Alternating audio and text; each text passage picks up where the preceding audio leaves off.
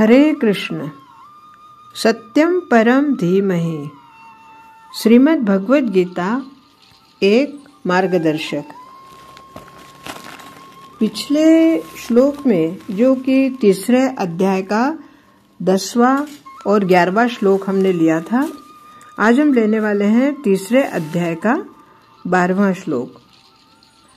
पिछले श्लोक में भगवान ने जो बात कही थी कि तुम लोग इस यज्ञ के द्वारा देवताओं को उन्नत करो और देवता तुम लोगों को उन्नत करें। अर्थात जो बात हम जैसे एक दूसरे का सहयोग देना, हम उसको सहयोग देंगे, वो हमें सहयोग देंगे। अर्थात हम देवताओं को आहुति देंगे तो देवता पुष्ट होंगे और देवताओं के कृपा से, देवताओं के आशीर्वाद से हम पुष्ट होंगे, अर्थात हमारी कामनाएं पूर्ण होंगी। इसी प्रकार ये जीव और परमात्मा का जो आपस में एक नाता तैयार किया है, उसका भी एक छोटा सा उदाहरण हमें नजर आता है कि किस तरह हम आज के युग में या हमारे मनुष्य रूप में हम एक दूसरे की मदद करके, एक दूसरे को सहयोग देकर किस तरह जीवन को और अच्छा सुदृढ़ बना सकते हैं। तो आज का 12वां श्लोक हम लेते हैं। देखते हैं इस श्लोक में भगवान हमें क्या कहते हैं। इष्टान भोगान निवो देवा दास्यन्ते यज्ञ भावितः तैर्दन्तान प्रदायेभ्यो यो मुक्ते स्तेन एव स। इसका सीधा सा अर्थ है, यज्ञ के द्वारा बढ़ाए हुए देवता तुम लोगों को बिना मांगे ही इच्छित भोग निश्चय ही देते रहेंगे। इस प्रकार उन देवताओं के द्वारा दिए हुए भोगों को जो पुरुष उनको दिए बिना स्वयं भोगता है, वह चोर है। अब यहाँ पर थोड़ा सा हम समझेंगे कि वास्तव में भगवान हमें क्या कहना चाहते हैं। कौन से यज्ञ की बात कर रहे हैं, कौन से धार्मिक अनुष्ठान की बात कर रहे हैं। यज्ञ यानी धार्मिक अनुष्ठानों के द्वारा जब देवताओं को हम कुछ अर्पण करते हैं तो साधकों की इच्छाएं पूर्ण होती है। अर्थात अनुष्ठानों के द्वारा बढ़ाए हुए देवता, अब भगवान क्या कह रहे हैं कि अनुष्ठान करके जब हम भगवान को कोई चीज अर्पण कर देते हैं तो वही भगवान तृप्त होकर साधकों को इच्छित भोग यानी जो सुख पदार्थ वो चाहते हैं या उनके लिए आवश्यक है, वो बिना मांगे ही वो दे देते हैं।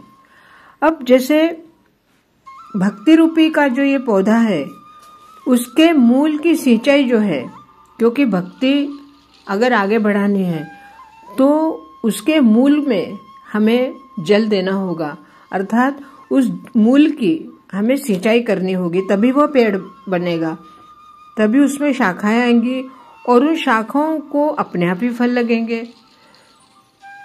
तो यही एक उपक्रम है कि बिना मांगे ही उस पेड़ के फल सेवक को मिल जाते हैं।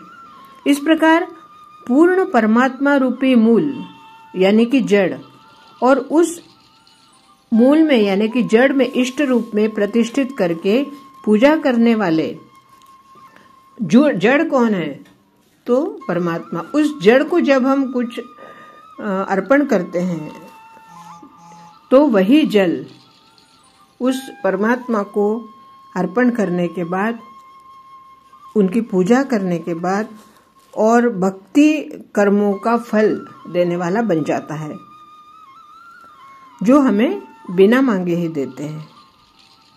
यानी देवताओं को नहीं बढ़ाने, यानी मूल मालिक को इष्ट देव के रूप में प्रतिष्ठित करके दान नहीं देते, अपितु स्वयं ही भोगते हैं।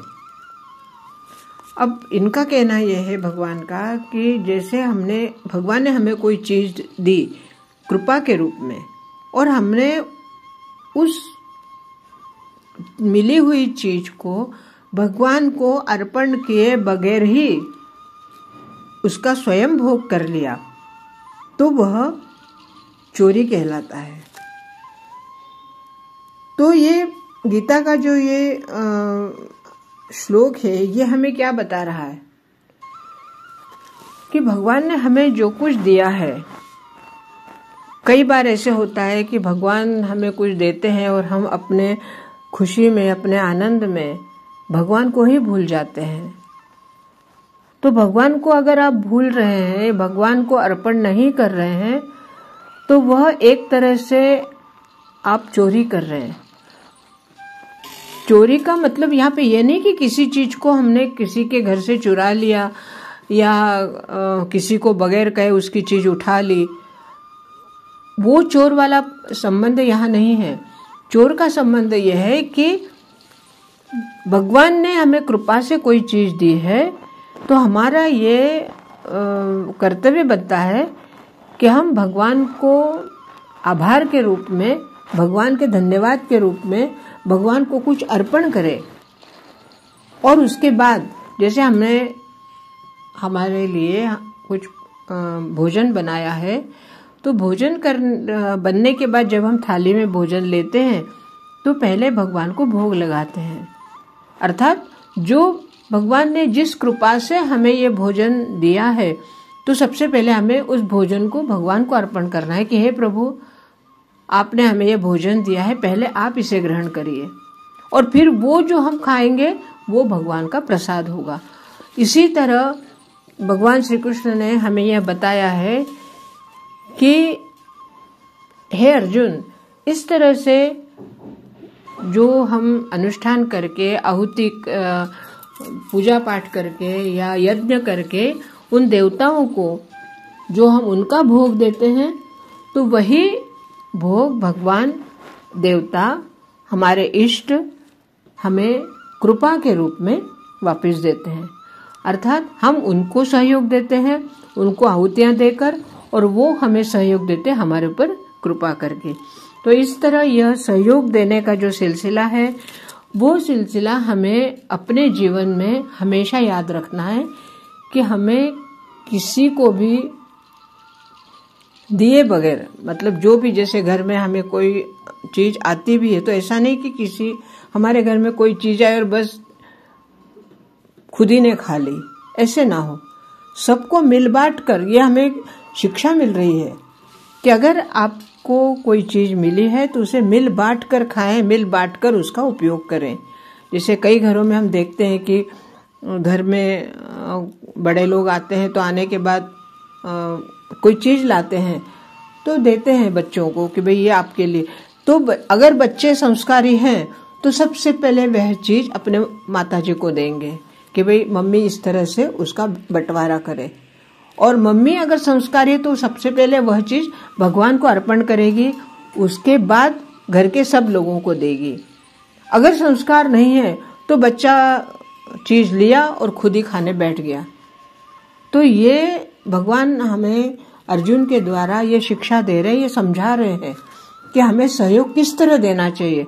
ये संस्कार की बात होती है, और इस तरह अगर हम अपने बच्चों को संस्कार देंगे तो उनके आगे के जीवन के लिए बहुत अच्छा रहेगा और वो संस्कारी बनेंगे।